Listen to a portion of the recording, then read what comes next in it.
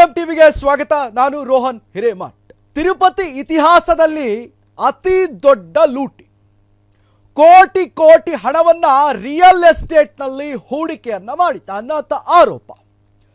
ತಿರುಪತಿ ದೇವಸ್ಥಾನದಲ್ಲಿ ಬರೋಬ್ಬರಿ 100 ಕೋಟಿ ರೂಪಾಯಿ ಗುಳುಂ. ಪ್ರಿಯ ವೀಕ್ಷಕರೇ, ಭಕ್ತಾದಿಗಳ ನಂಬಿಕೆಗೆ ಈಗ ದೊಡ್ಡ ದ್ರೋಹ ಆಗಿದೆ. ತಿರುಪತಿ ದೇವಸ್ಥಾನದ ಹುಂಡಿಯಲ್ಲಿ ಸರಿಸುಮಾರು 100 ಕೋಟಿಗೂ ಅಧಿಕ ಹೆಚ್ಚು ಹಣವನ್ನ ಲೂಟಿ ಆಗಿದೆ ಅನ್ನುವಂತಹ ಸಿಸಿಟಿವಿ ಫುಟೇಜ್ ವಿಡಿಯೋ ಈಗ ವೈರಲ್ ಆಗಿದೆ. ಇನ್ನು ಹೈಕೋರ್ಟ್ ಕೂಡ ಈಗ ತನಿಖೆಗೆ ಒಂದು ಪ್ರಕರಣವನ್ನ ತನಿಖೆಯನ್ನು ಮಾಡಬೇಕಂತ ಈಗ ಸೂಚನೆಯನ್ನು ಬೇರೆ ಈಗಾಗಲೇ ಕೊಟ್ಟಿದೆ. ಹಾಗಾದ್ರೆ ಅದೊಂದು ಸ್ಪೆಷಲ್ ರಿಪೋರ್ಟ್ನ ನೋಡ್ಕೊಂಡು ಬರೋಣ. ಪ್ರಿಯ ವೀಕ್ಷಕರೇ, 2019ರಿಂದ 2024ರವರೆಗೂ YSRP ಆಡಳಿತ ನಡೆಸ್ತಾ ಇದ್ದಂತಹ ವೇಳೆ ಅಲ್ಲಿ ಅಕ್ರಮ ನಡೆದಿದೆ ಅಂತ TTD ಸದಸ್ಯ ಭಾನು ಪ್ರಕಾಶ್ ರೆಡ್ಡಿ ಬಾಂಬ್ ಒಂದನ್ನು ಹಾಕಿದ್ದಾನೆ. ಹುಂಡಿಯ ಹಣ ನೇರವಾಗಿ ಹೊರಗೆ ಹೋಗಿದ್ದು ಹೇಗೆ, ಮತ್ತು ಇಲ್ಲಿ ರಿಯಲ್ ಎಸ್ಟೇಟ್ಗಳಲ್ಲೂ ಕೂಡ ಈ ಒಂದು ಹೂಡಿಕೆ ಮಾಡಲಾಗಿದೆ ಅಂತ ಈಗ ಆರೋಪವನ್ನು ಕೂಡ ಈಗಾಗಲೇ ಮಾಡಿದ್ದಾರೆ. ಇನ್ನು CCTV ದೃಶ್ಯಾವಳಿಗಳಲ್ಲಿ ದೇವಸ್ಥಾನದ ಸಿಬ್ಬಂದಿ ನೋಟ್ಗಳನ್ನು ಎಣಿಸ್ತಾ ಇರುವ ಮತ್ತು ಕಟ್ಟುಗಳನ್ನು ಕಳುವನ್ನು ಮಾಡ್ತಾ ಇರುವಂಥದ್ದನ್ನು ಈಗ ವಿಡಿಯೋ ಸದ್ಯ ವೈರಲ್ ಆಗ್ತಾ ಇದೆ. ಇದು ದೇವಸ್ಥಾನದ ಇತಿಹಾಸದಲ್ಲೇ ಮಾಡಿದ ದೊಡ್ಡ ದರೋಡೆ. ಕನಿಷ್ಠಕ್ಕೂ 100 ಕೋಟಿ ರೂಪಾಯಿ ಟ್ರೇಸ್ ಮಾಡಿದ್ದೇವೆ ಅಂತ ಈಗ ಒಬ್ಬ ನಾಯಕ ಕೂಡ ಹೇಳ್ತಾನೆ. ಇನ್ನಷ್ಟು ಕೋಟಿ, ಎಷ್ಟು ಕೋಟಿ ಬರಬೇಕಿದೆ ಅನ್ನುವಂಥದ್ದನ್ನ ಈಗ ಪತ್ತೆ ನಾವು ಮಾಡ್ತೀವಿ ಅನ್ನುವಂಥದ್ದು ಕೂಡ ಈಗ ಹೇಳಿದ್ದಾರೆ. ಹಾಗಾದ್ರೆ ಲೂಟಿ ಮಾಡಿದ ಹಣ ಎಲ್ಲಿಗೆ ಹೋಯಿತು ಅನ್ನುವಂತಹ ಬಿಜೆಪಿ ನಾಯಕರು ಕೇಳುವ ಪ್ರಕಾರ ಕೋಟ್ಯಾಂತರ ರೂಪಾಯಿ ರಿಯಲ್ ಎಸ್ಟೇಟ್ ಪ್ರಾಜೆಕ್ಟ್ಗಳಿಗೆ ಹೂಡಿಕೆಯನ್ನ ಮಾಡಲಾಗಿದೆ ಅಂತ ಈಗ ಆರೋಪವನ್ನ ಮಾಡ್ತಾ ಇದ್ದಾರೆ.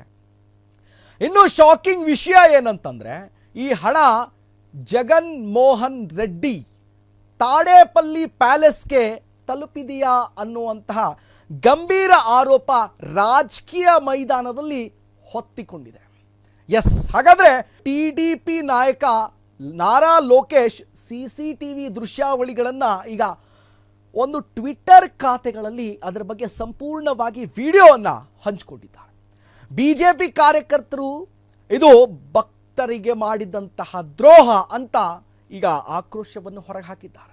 ರಸ್ತೆ ಮೇಲೆ ಇಳಿದು ಪ್ರತಿಭಟನೆ ಕೂಡ ನಡೆಸ್ತಾ ಇದ್ದಾರೆ. YSRP ನಾಯಕರು ಮಾತ್ರ ಇದು ಸುಳ್ಳು ಪ್ರಚಾರ ಅಂತ ಕೌಂಟರ್ ಮೇಲೆ ಕೌಂಟರ್ ಕೂಡ ಕೊಡ್ತಾ ಇದ್ದಾರೆ. ದೇವಾಲಯದ ಹುಂಡಿಯಲ್ಲಿ ರಾಜಕೀಯ ತಂತ್ರ ನಡೀತಾ ಇದೆಯೋ ಅನ್ನುವಂಥ ಪ್ರಶ್ನೆ ಈಗ ಇಲ್ಲಿ ಉದ್ಭವ ಆಗಿದೆ. ಇದೀಗ ಈ ಒಂದು ಪ್ರಕರಣ ಹೈಕೋರ್ಟ್ಗೂ ಕೂಡ ಈಗ ನಿರ್ಧಾರವನ್ನು ತೆಗೆದುಕೊಂಡಿದೆ. ಈ ಪ್ರಕರಣವನ್ನು CIDಗೆ ವರ್ಗಾಯಿಸಿ 1 ತಿಂಗಳ ಒಳಗೆ ತನಿಖೆ ಮುಗಿಸಬೇಕು ಅಂತ ಆದೇಶವನ್ನು ಈಗ ನ್ಯಾಯಾಲಯವು ಖಡಕ್ಕಾಗಿ ಸೂಚನೆಯನ್ನು ಕೊಟ್ಟಿದೆ. ಎಲ್ಲ ಹಳೆಯ ದಾಖಲೆಗಳು ಮತ್ತು TTD ಮಂಡಳಿಗಳ ನಿರ್ಧಾರಗಳನ್ನು, ಎಲ್ಲ ಹಳೆಯ ದಸ್ತಾವೇಜುಗಳನ್ನು ಕೂಡ ಈಗ ವಶಪಡಿಸಿಕೊಂಡು ತನಿಖೆಯನ್ನು ಮಾಡಬೇಕು ಅಂತ ಈಗ ಖಡಕ್ ಸೂಚನೆಯನ್ನು ನ್ಯಾಯಾಲಯವು ಕೂಡ ಈಗ ಕೊಟ್ಟಿದೆ.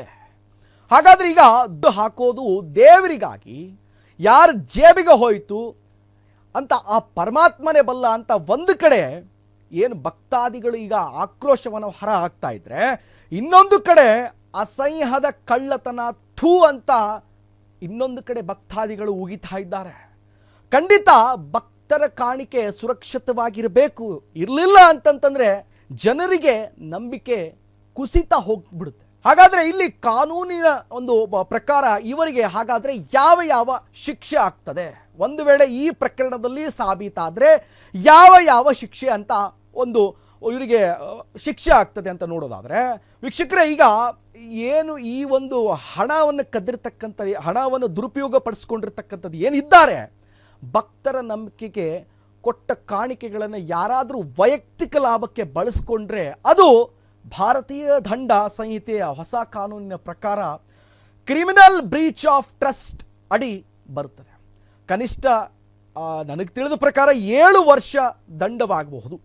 ಇನ್ನು ಇದಲ್ಲದೆ ಈ ಒಂದು ಇಲ್ಲಿ ಯಾವ ರೀತಿಯಾಗಿ ದುರುಪಯೋಗ ಆಗಿದೆ, ಯಾವ್ಯಾವ ಸೆಕ್ಷನ್ಗಳಡೆ ಬರುತ್ತಂದ್ರೆ 314 ಡಿಸ್ಹಾನೆಸ್ಟಿ ಮಿಸ್ಅಪ್ರೋಪ್ರಿಯೇಷನ್ ಅಂತ ಕಾಯ್ದೆ ಅಡಿಯಲ್ಲಿ ಇದು ಬರ್ತದೆ. ಇನ್ನು ಇದು ಹೈಕೋರ್ಟ್ ಕೂಡ ತನಿಖೆ CIDಗೆ ಒಂದು ವಹಿಸಿದ್ರೆ CID ಮೇಲೆ ಈಗ ದೊಡ್ಡ ಹೊಣೆಯಾಗಿ ಉಳಿದಿದೆ.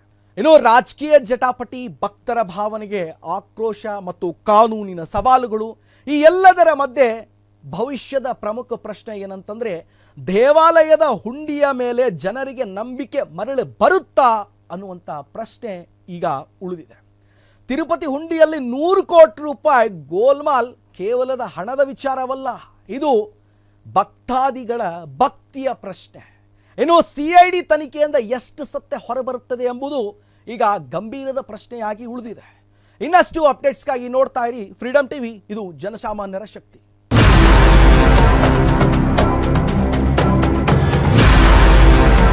ಕ್ಷಣ ಕ್ಷಣದ ಸುದ್ದಿಗಳಿಗಾಗಿ ಫ್ರೀಡಮ್ ಟಿವಿ ಸಬ್ಸ್ಕ್ರೈಬ್ ಮಾಡಿ, ಲೈಕ್ ಮಾಡಿ ಹಾಗೂ ಫಾಲೋ ಮಾಡಿ. ಹೊಸ ಸುದ್ದಿಗಳ ನೋಟಿಫಿಕೇಶನ್ಗಾಗಿ ಬೆಲ್ ಐಕಾನ್ ಮೇಲೆ ಕ್ಲಿಕ್ ಮಾಡಿ.